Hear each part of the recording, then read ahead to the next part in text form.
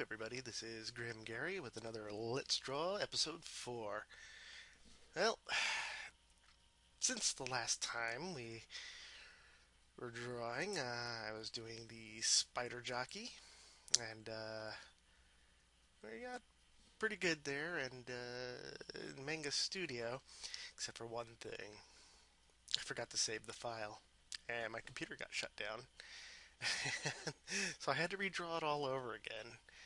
So here it is, and it didn't really come out quite as good. In fact, it kind of came out all sad like. So he got a little frowny face.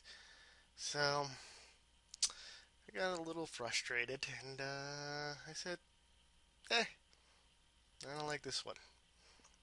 So what I did was I drew a completely different one. Oh, okay, well, that's a little unfair to all of you. This is actually a pencil and paper drawing, and then I inked it. I will show you how that process goes, just like this.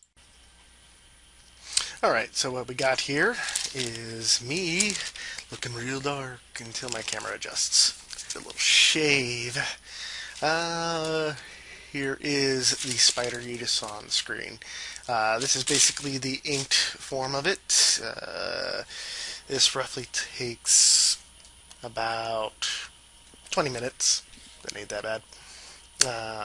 After the pencil sketch, of course. And I use tracing paper to go over the sketch.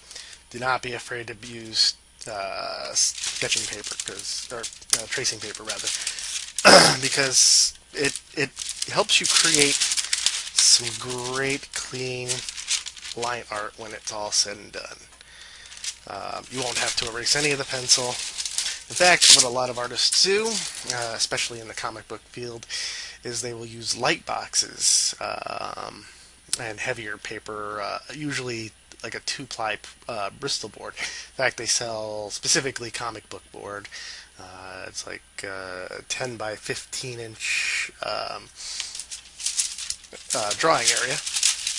So we have the pencil sketch underneath, which is very basic compared to the inked one, which has a lot of detail. A lot of people say inking is just drawing, inking is just tracing over what's already there. Not really. Inking brings the whole thing to life. So let's go back to our Corel Paint Shop Pro, and let's start coloring this bad boy. All right. So here we are back in Corel Draw, or Corel Paint Shop Pro X2, and we're going to color the spider. First, I need to take what I have scanned in from being just part of the background image to an outline image. It's very easy in Corel Draw. It's just a matter of manipulating the layers. We're going to promote this section to a layer. And the way I did it is Control-Shift-E, which will basically just edit out any of the background color, which in this case is white. We don't really want the white.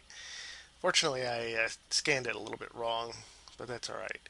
I'll show you how to get around that. What I want to do is promote the section to layer. It's a layer. Alright. I think I did it twice here, so we're going to correct that. And I'm going to change some properties here. Now, when you have line art, you may want to set the layer to a multiply layer. That will allow the color in the background to shine through a lot of the gray and white areas here. It will, in this case, since I messed up, a lot of this pencil mark is going to come through. We're going to create a new raster layer. A raster layer is basically a bitmap, or just working with pixels rather than vector art, which is working with point-to-point objects. Each program is different. Some handle vector art, some do not. Paint Shop or Photoshop is pretty good with the vector art. Illustrator works only in vector art and will convert to raster that you can do later. Just can't talk tonight, I guess. Okay, so let's begin. I'm gonna actually make this spider kind of a dark gray blue. So here we go. We got dark blue. I've got this new layer here, so I can really paint underneath the skeleton and everything. It's no big deal. Make a big brush here. Just really fill that sucker in. So with the if I using Illustrator, as long as I closed all the lines, in other words, there are no little gaps like this little area, I could just take the line art, vectorize it, and instantly fill these large areas. But in this case, it's a little bit slower. This is the same thing you'd be doing if you were working in Photoshop. You'd be just kind of painting in. And pretty much that's the way you would be working with any of these programs. Now I'm going to set the brush a little bit smaller. And we're going to kind of fill in these white areas. I may want to zoom in a bit. And that will get these edges. You don't have to worry about the skeleton yet. He's going to be on a layer above the spider. And it will... I can manipulate that without even touching the skeleton. So just get a lot of this stuff down. I think we'll just kind of speed through this. I'll shut up for a few minutes because I can't talk anyway tonight. So here we go. We'll just kind of speed through the coloring process. Once I get to the rendering and shading, basically creating lights and effects on this thing, I'll start talking again. So just sit back and enjoy a minute.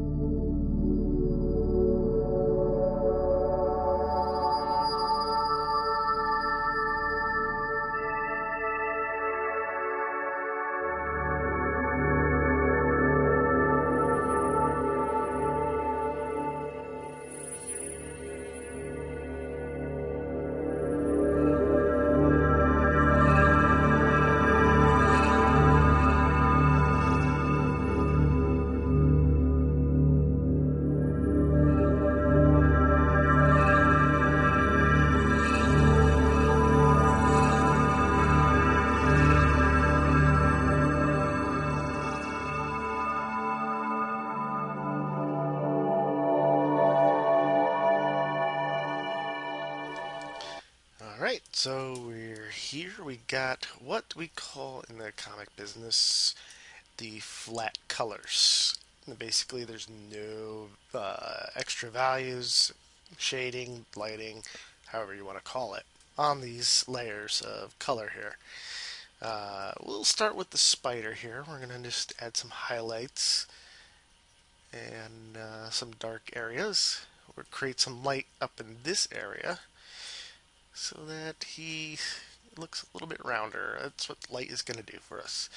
So everything is set there, and we just kind of ease the brush here. This is basically the light and darken brush. It's a nice little tool, very handy. The one thing you want to check on whatever program you're using is the hardness setting. Soft objects, of course, are going to be less hard. Basically, this is 58%. It's going to give you a soft edge. The spider's body is basically kind of soft and hairy, so you don't want too much. But at the same time, it is kind of a hard kite in a shell, so you want to give it some shine. So we're going to really bring up that value all the way up and make that really bright. It's got this little dark area off to the side. So we'll just create some multiple lights here. This is not your standard Minecraft spider because they're very square. We'll create some highlights over here. Just going to bring up those values on this blue.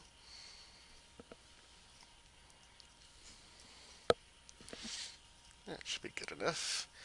Now on the legs, you want to just kind of tip them off at the high points, their knees.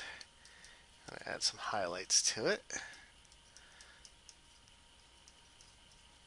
Kind of totally Bob Rossing this on you all. That man was amazing.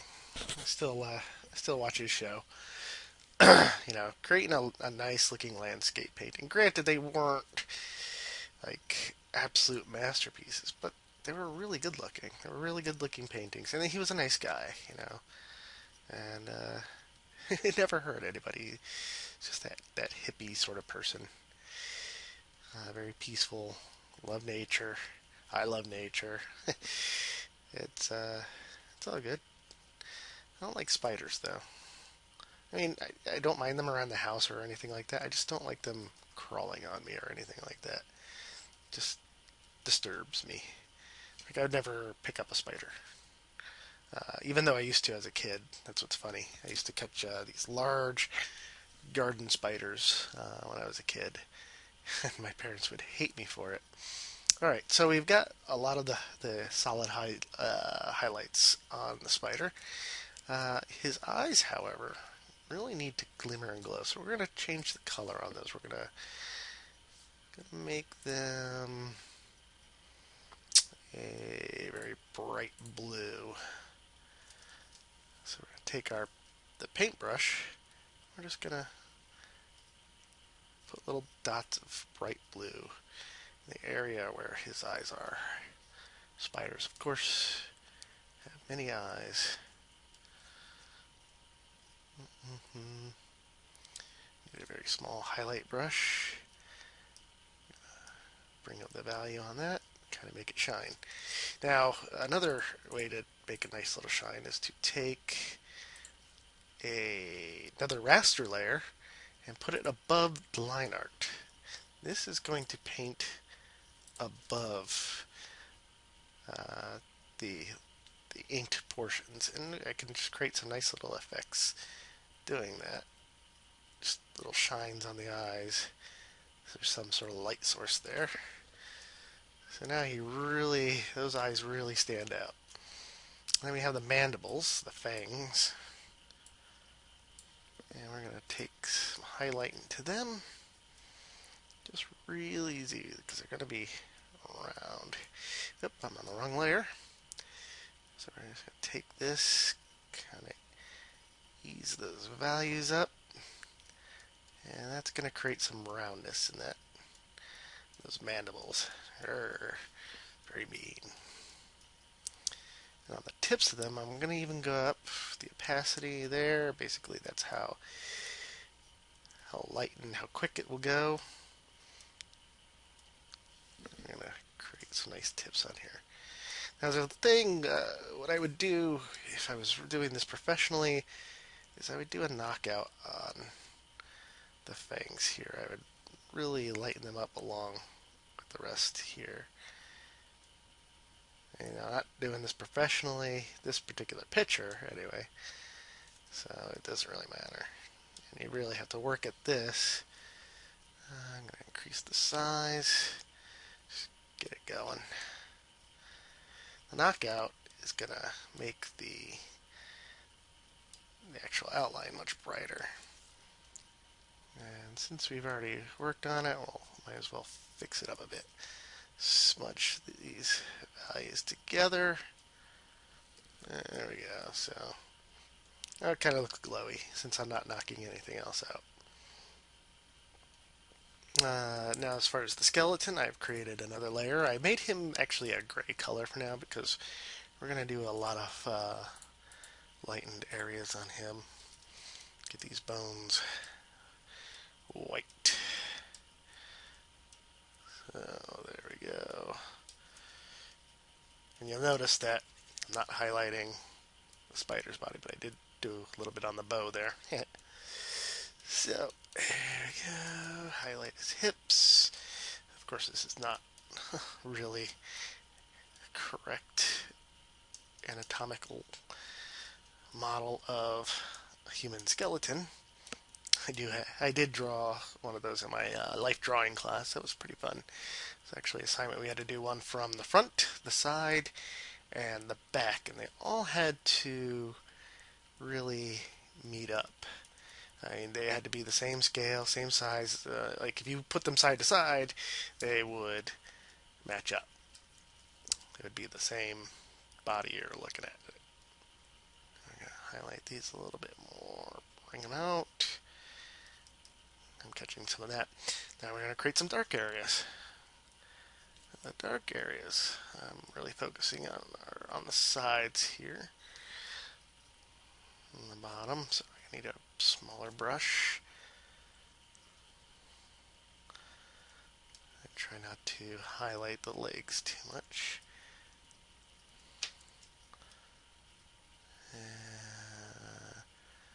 There we go. Oop, you know what? I forgot to color that tip of that arrow. What's funny is I'll probably never even get to it. So I'm going to bring down the opacity a little bit. Get this little area, some darkness. I have some too bright areas over here, so I'll just push those in so it looks a little bit better. Alright, so now we'll create some dark areas on the bottom of his head. Silly arachnid being ridden by a skeleton. Such a poor lot in life. So, now underneath his legs, because the light is falling on top of his legs, so you want to create shadows opposite your light sources. And here, this doesn't really matter. I don't want to really care much about the bottom parts of the legs. Just make them dark. It looks kind of more intimidating that way. And that's the thing. The light source, in this case, is coming from above. Who knows what it is? It could be just like the sun, but then he'd be burning up. And then that will create a dark side opposite of it. And that's what you want to keep track of for anything that you're doing.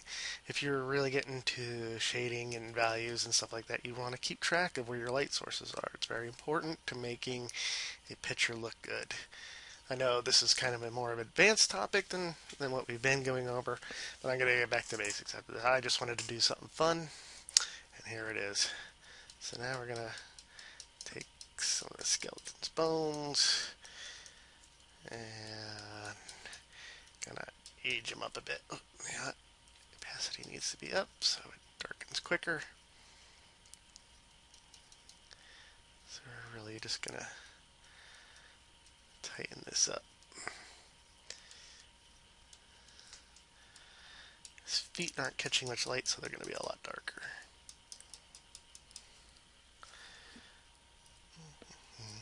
I notice in my coloring I used some spots here. It's very hard to tell where that was going to end.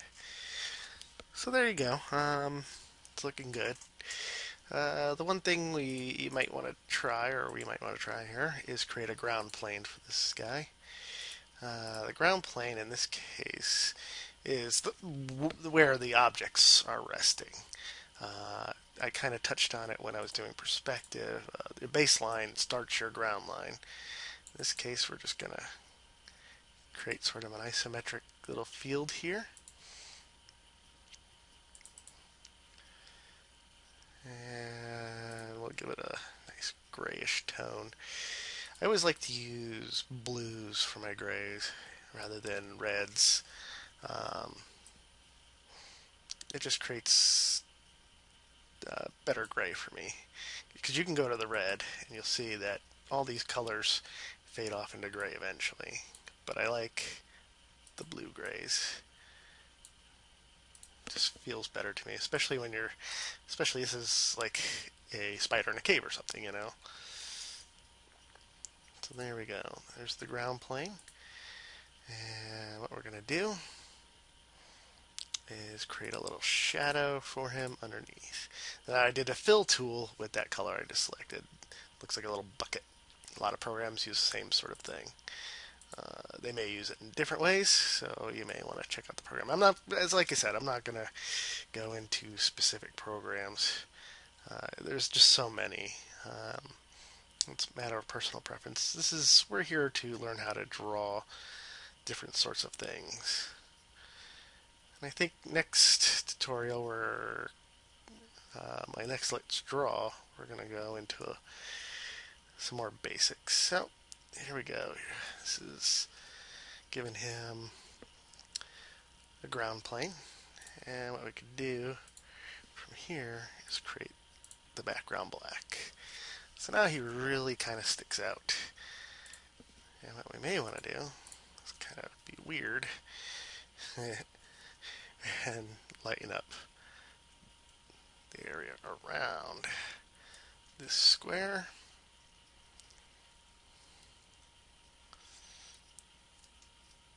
And you're getting more of a sense that this 2D picture has just become kind of 3D-ish. It's got a lot of depth to it. And we'll give shadows to the legs. This is a little bit more complicated because you're going to have to follow kind of where the legs come out to. In this case, it's going to be something like that. And notice, because these are layered, it's not really affecting the existing art on top. I didn't really do anything with the bow or the arrow. In fact, I could go back and just kind of tap in some color for the tip of that arrow, just so you know it's there. Oops, that was a little too much, but it kind of filled in the area that I wanted. So now you got his arrow sticking out there. Another thing I might want to do, since he's an evil skeleton, to add a bit of red glow to his eyes. I'm going a layer above the line art. This time I'm going to use the airbrush tool because it creates a nice spray. I don't want to adjust the rate. I do want to adjust the opacity, which is going to make my little brush here a lot transparent, so you're going to see through it a lot. So now he's got some red glow. And in the middle, we'll add some. I hate working with RGB. That's the only downside of this program, is you can only work in RGB, and there's CYMK, which is better for print, which is what you can use with Photoshop, but Paint Shop Pro doesn't really support it. It's just sad because it's a better palette. It's a more natural looking palette, less saturated colors. So there we go. What I'll do is I'm going to give this little signature. I'll create another layer up here. Oop, that's too big of a brush to sign with.